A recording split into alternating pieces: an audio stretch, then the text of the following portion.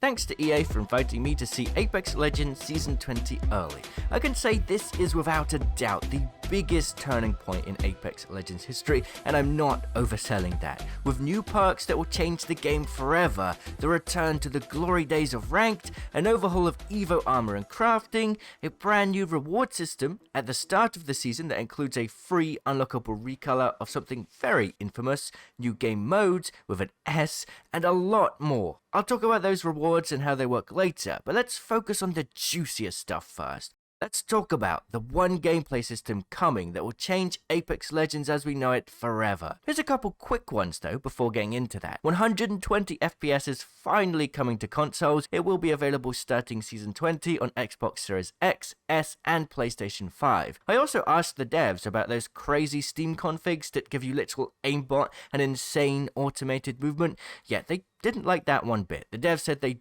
don't want players to be able to do this. It's an exploit. The game was never meant to be played that way, and over the coming weeks, fixes will be deployed to stop it. Okay, so the biggest fundamental change comes down to a new in-match leveling and perk system, and it's tied to your Evo armor. It's a lot to take in, so I'll try to explain it in the best way I possibly can. So if we take a look at today's system, you have white, blue, purple, and red armor levels, all upgradable by damaging players and wildlife or through crafting. That whole Evo system won't change, but now as you go from white to blue and blue to purple, you'll get to choose a perk for your legend that will augment that current ability or add new functionality to their kit. There are 2 perks to choose from at each level up. So each legend has 4 in total that match their own playstyle, and these perks are really cool. An example is Maggie's bowling ball can turn into a flaming thermite ball that explodes into flames upon impact. Or Watson can upgrade her ultimate in multiple ways. One option will make her ultimate spawn arc stars for her team whenever the ult successfully intercepts anything. Every single legend has perks like these that will augment gameplay and offer new ways to play your favorite legend. And this new system will be in all Battle Royale game modes, including Ranked and even ALGS. I saw one perk that let Lifeline place down an actual care package with a care package weapon inside. Another let Gibraltar revive his teammates for 40 HP, and with each legend getting 4 different perks, it's going to be exciting to see what each legend is now capable of. Because the whole leveling system is tied to your Evo level, you won't just have to deal damage to level your Evo anymore. Doing tasks like scanning survey beacons, wiping squads, or respawning your teammates will help level up your Evo armor faster, and there are caches around the map that can be collected for more Evo points. And Evo armor will no longer spawn on the ground. That will help clean up the loot pool a little bit, and there's no more RNG to your enemy landing on purple off drop whilst you've got white and a P2020. Every player will have to work to upgrade their armor through playing as a team and dealing damage. And armor swaps are changing too. If you loot a player's death box in Season 20, you can take out something called their shield core.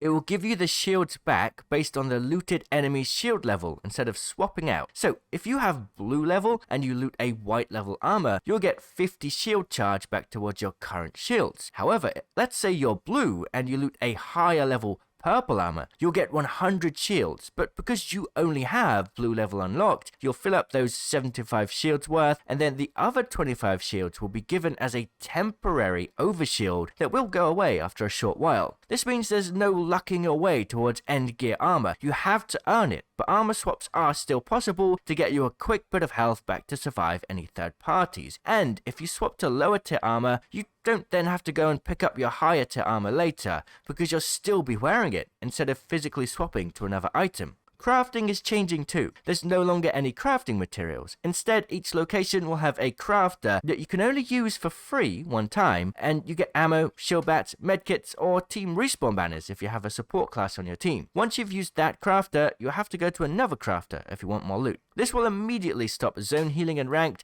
but still give you the chance to guarantee some important resources. Speaking of rank, the system has changed back to what it was like in the past, but it's a bit easier to understand now. No more promotional matches, no more hidden MMR for matchmaking, and a point system that actually makes sense. There's no kill cap now, and kills are really important for gaining as much RP as possible. However, placements will multiply the value of your kills, and on top of that, there's a new bonus RP awarded for top placement streaks. If you place top 5 multiple times in a row, you'll get more bonus RP, up to 5 times in a row. If you don't place top 5, your streak will end. So now you can be rewarded massively for playing for kills, but cash in on more RP for those top 5 placements. And because there's no promotional trials, you just rank straight up once you get enough RP. Without those trials in place, that does mean RP entry costs are back, so as you rank up more, you'll lose more RP if you die early game. You'll also be matched as closely as possible to those with the same RP as you, so if you're gold, you'll fight gold, silvers, and maybe the occasional platinum. So no more having weird MMR matchmaking that makes it confusing and frustrating to play ranked.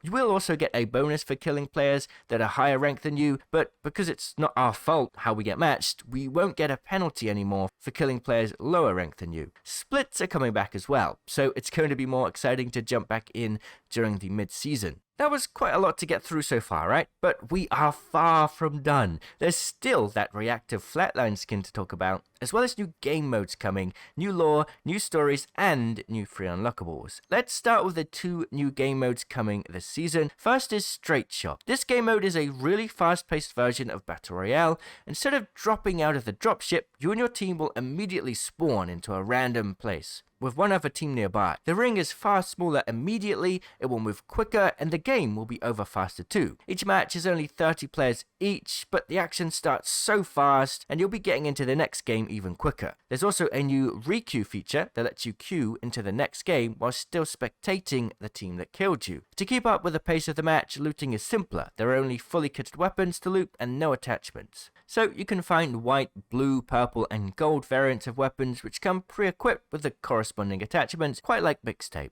This game mode should go live as soon as Season 20 does, alongside the new Anniversary Collection event, which I'll talk about later. Also, later on in the season, we'll get a new LTM called Lockdown, which is a TDM-style mode with a focus on zone control. They didn't go into too much detail on this one, so I'm not sure if it's a Battle Royale or a Mixtape mode. But speaking of Mixtape, there's a brand new map coming called Thunderdome.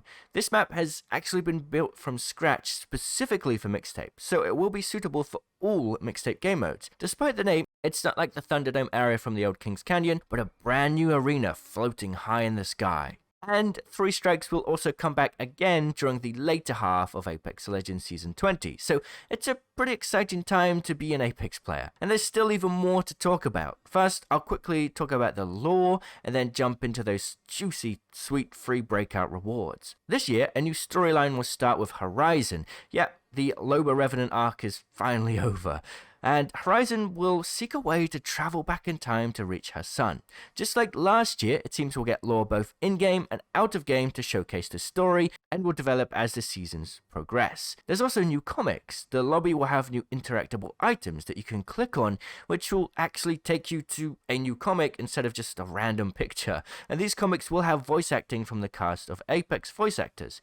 Okay, some quick meta changes that we know so far. There may be more in the Season 20 patch notes, so subscribe for that. But SMGs will no longer have Digi-Threat support to help counter that I can't see anything meta. Season 20 will have Stormpoint, Olympus, and World's Edge in rotation, and the 30-30 and Hemlock will get nerfed. At the start of the season, there will be an Anniversary Collection event with new skins and 150 Heirloom Shards as the Collection event reward item, as well as a new prize tracker featuring a bunch of community and creator items like past years. The whole world of Apex Legends has been given a splash of paint to celebrate the 5-year anniversary too, with everything from care packages, tridents, and redeploy balloons getting a makeover. Alright, so let's talk about those Breakout Rewards. This season, players can complete challenges to permanently unlock 6 legends. Sia, Fuse, Rampart, Mad Maggie, Loba, and Valkyrie can be unlocked. For those that have already unlocked the legends, don't worry, because completing those unlocked challenges will get you free rewards as well. You'll be able to unlock a legendary Wraith skin, banner frame, tracker set, and a recolor of the Season 4 Battle Pass Reactive Flatline skin. Also, one more thing. There was a very weird melee weapon that Lifeline looted from a low barrel in one of the trailers. I have no idea what it is, and the developers wouldn't even mention it, so I guess we have to wait and see for that one. Now that was a lot of features coming to Apex Season 20. You could click my live stream of that on screen so you don't miss the action as soon as it goes live, or if you're into Palworld, you may want to check out my new Palworld Challenge series on my new Palworld channel. Cheerio!